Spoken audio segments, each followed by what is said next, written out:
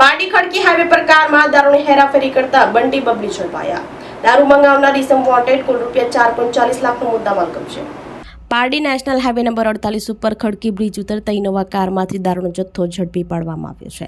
પારડી પોલીસની ટીમને મળેલ બાતમીના આધારે વોચ ગોઠવી હતી, ત્યારે કાર નંબર GJ05CP5665 આવતા તેને રોકી તલાશી લેતા પાછળની સીટ તેમજ ડિક્કીના ભાગે કુલ 120 નંગ બોટલ, જેની કિંમત ₹30,000નો જથ્થો ઝડપી પાડ્યો હતો અને કાર ચાલક તેજસ સુરેશભાઈ પટેલ રહેવાસી સુરત અને ક્લીનર સીટ ઉપર બેસેલી મહિલા નંદા અશોક રણસિંહ રહેવાસી સુરત, મૂળ રહેવાસી મુંબઈની ધરપકડ કરી હતી।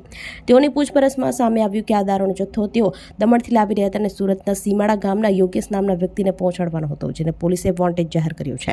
પોલીસે 4 લાખની ઇનોવા કાર, દારૂનો જથ્થો અને મોબાઈલ ફોન સહિત કુલ ₹4.40 લાખનો મુદ્દામાલ કબજે કરી પારડી પોલીસ સ્ટેશનમાં પ્રોહિબિશન એક્ટ હેઠળ ગુનો નોંધી આગળની તપાસ હાથ ધરી છે।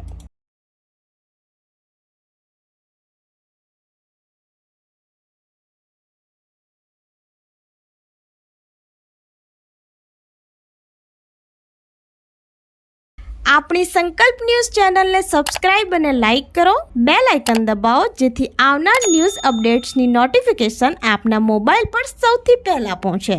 Like, subscribe and share the video.